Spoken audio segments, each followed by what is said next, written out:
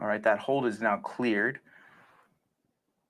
And so some of the cameras that we normally have a little bit closer up are giving us a little bit of trouble, so we're staying on this wider view. But if you look very closely, you might see some movement at the base of the rocket there. T-minus 30 seconds to go here.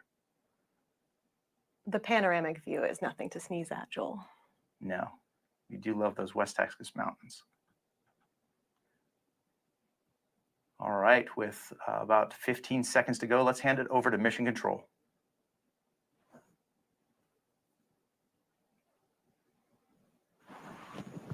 T-minus 15, guidance internal. TM is ready for boost. T-minus 10, 9, 8, 7, 6, 5, 4, command engine start, 2, 1, ignition.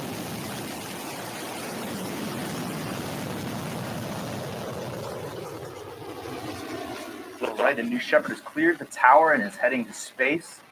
You see our mission countdown is a little misaligned with the actual countdown clock there, and that's okay. We are heading up to space now. New Shepard is flying through the atmosphere. BE-3 is providing 100% power level at this point.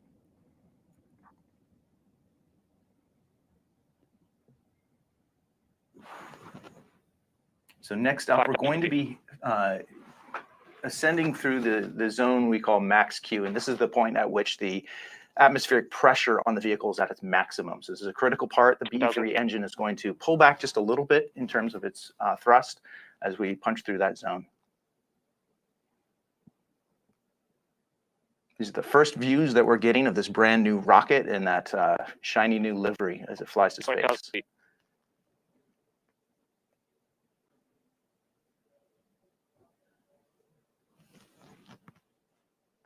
And there we go. We've passed max Q. Now BE-3 is going to punch back up to 100% power level, which is going to help the rocket move faster and faster up through the atmosphere. Right now we're at 50,000 feet and climbing, just approaching about 1,000 miles an hour. So as we keep watching the propulsion module head to space, you see those racing stripes at work. Right now, if there were to be astronauts on board, they would be experiencing about 3 Gs. So enough to know that you're really on a ride. Of course, today we only have payloads in the capsule. We're approaching 100,000 feet now, about 1,500 miles an hour.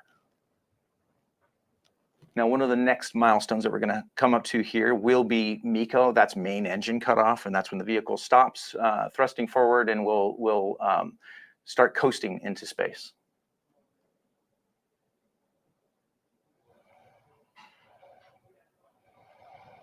$165,000 feet.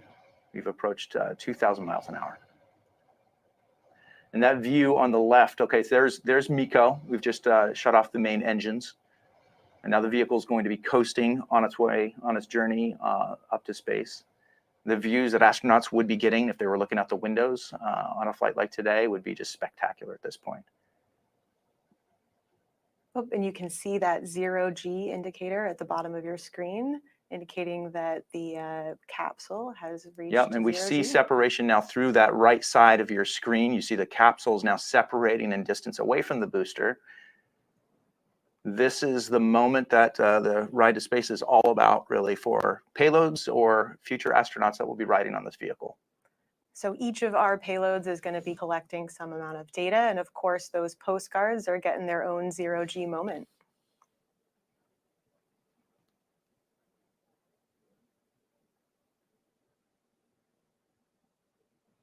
About 3.5 minutes into the flight, we are approaching the Kármán line at this point. New Shepard is, you can see the velocity, the miles per hour is decreasing now on the left side as we approach the apogee moment.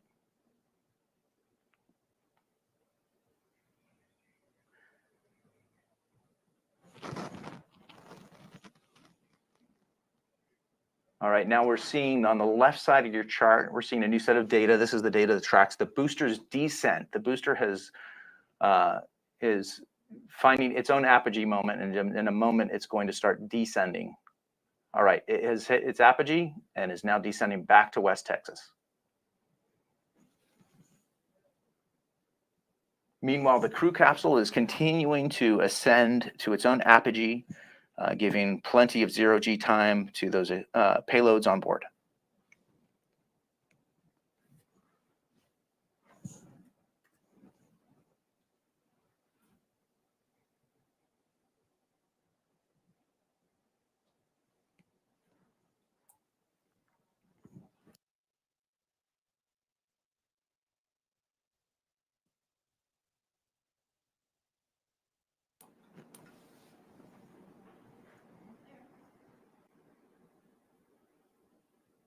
All right, the booster is now at below 300,000 feet and descending.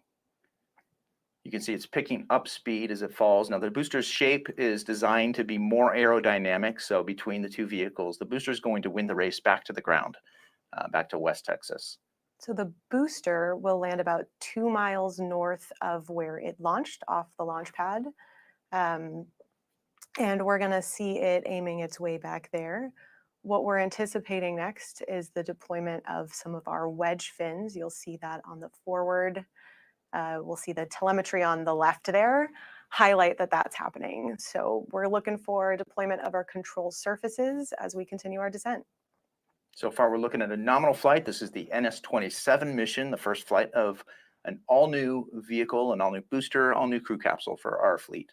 And there we have it. The wedge fins have deployed. And so as the booster makes its way back down to launch site 1, it'll be helping maintain stability on its descent using those fins and the general aerodynamic shape of our rocket. We're at max re-entry velocity at this point, just under Mach 4, and those wedge fins, as you've noted, are going to start decreasing the speed of the vehicle as the vehicle is encountering more and more atmosphere on its way back to West Texas. It looks like a nice and smooth descent. That's a great shot right there from our long-range camera back in the ground. The wedge fins, steering fins, the ring fins, they're all working together to guide that booster home.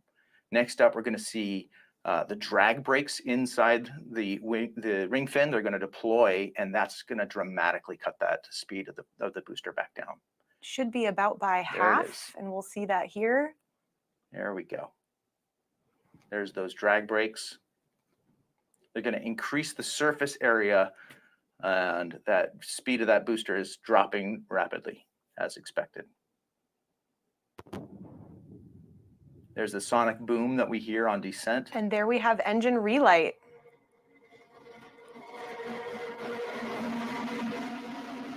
The landing legs are deploying. That new Shepard hover.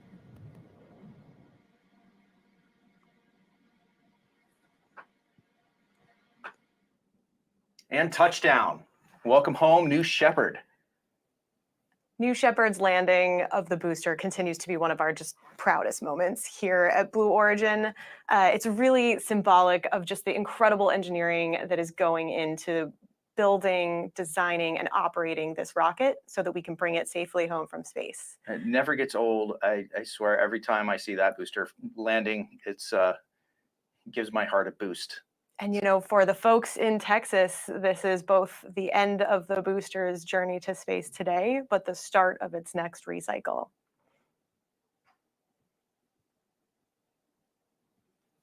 Let's wait now as the team reacquires the view of our crew capsule.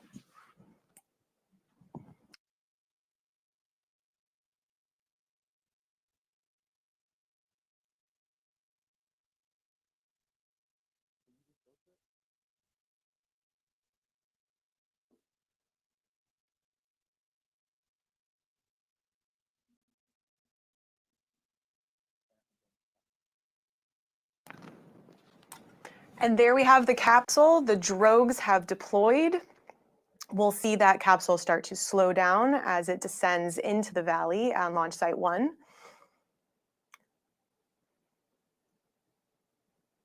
It looks like the main chutes are out. So we are zoomed in here on the capsule, but if we were to zoom out, you'd see those 3 beautiful red and blue main parachutes. Yeah, there they are right there. Beautiful. So those parachutes are essential in providing that gentle touchdown for the capsule, both for our payloads today and future astronauts. In addition to the parachutes, New Shepard features a retro thrust system that's on the base of the capsule. So to make the final touchdown even smoother, you'll see that burst of air. If you've ever seen a New Shepard launch, it's a very characteristic moment. And now we are getting a little bit of a choppy feed on the video, but the telemetry is coming through here, so you can see that the capsule is descending. There's the mountain range behind the capsule. 16, 17 miles an hour is the totally nominal descent at this point for the mission. But those retro thrusters should take that down to just a few miles an hour, a very easy descent.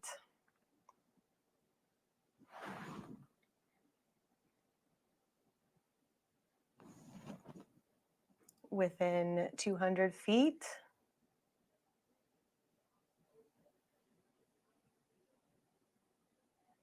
And touchdown. You see that plume of dust in the desert that is caused by that last puff of air that comes out of the capsule at the very last second. Wow. Welcome home, New Shepard. This was a great mission, great day watching this new vehicle fly to space and back. This moment, of course, is culminates every mission when the crew capsule touches down. This is normally when we're welcoming home our astronauts that are going to be on board, and hopefully very soon we'll see astronauts on board this vehicle. I want to say welcome to the fleet for this brand new vehicle. And you know, all of this, when we're broadcasting these missions, it's really all about the human space flight, the age of human space flight that's really opening up here. And these New Shepard missions, it's really all about whether you would like to fly to space on New Shepard and purchase a seat on a future ride to space. Maggie, tell our viewers, what do they do to start that journey? Sure, Joel. If you're interested in flying on New Shepard, you only have to visit blueorigin.com. You'll see a button there in the corner that you can click that says Fly to Space, and your own journey to the Kármán line is going to be closer than you think. And if you want to join the team that helps send those astronauts to space, all you got to do is visit our website. More details are going to be found at blueorigin.com/careers. We have hundreds of positions open across our facilities that you can see here on the screen. Machinists, programmers, engineers from Florida and Alabama up to Seattle. We would love to have you join our team. And if that's not enough for you, we also have some great merchandise available, including today's very cool mission patch. There it is. And you can see it depicts that brand new booster and capsule, that new livery that we just saw fly to space and back. Yeah, we see a cool reference there in the background to the Club for the Future with that postcard stamp there in the background. And there's some other references to today's payloads. I can't wait to get one of these patches for my own collection. We need to both complete our collections, I think, Joel. Every mission. All right. Well, this is a great launch. Thanks for being here today. My name is Joel. For Maggie here and the whole crew at Blue Origin, we want to thank you for joining us. And until our next launch, Gradatum ferociter.